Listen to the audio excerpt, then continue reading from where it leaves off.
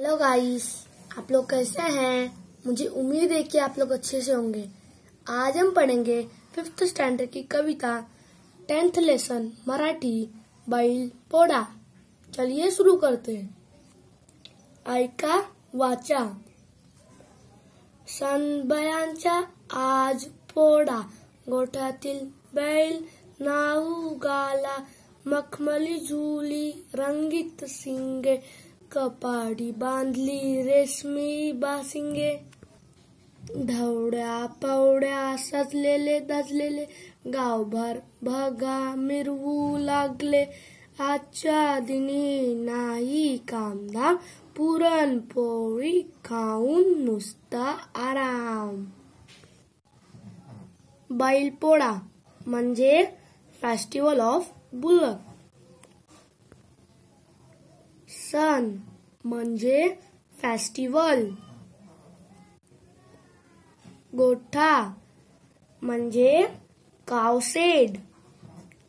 Now घालणे म्हणजे to bath. मखमली झुली म्हणजे वेल्वेट क्लॉथ। रंगीत शिंगे म्हणजे कलरफुल हॉर्न। कपाडी म्हणजे फॉरहेड। सजलेले धजलेले म्हणजे डेकोरेटेड। मिरवू म्हणजे शो ऑफ। आजच्या दिनी टुडे म्हणजे टुडे।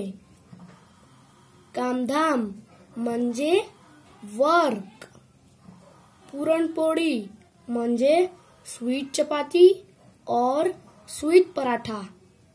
आराम म्हणजे टू टेक रेस्ट। चलो अब इसका क्वेश्चन आंसर पढ़ते हैं।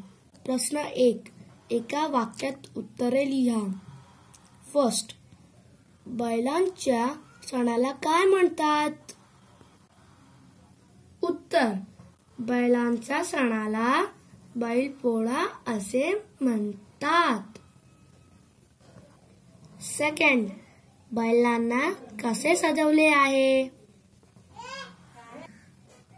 उत्तर, मखमली झुली रंगीत शिंगे, कपाडी बांधली रेशमी बाशिंगे असे सजवले आहे। थर्ड, बैलांची नावे कोणती आहेत? उत्तर, धावड्या पवड्या नावे बैलांची आहेत।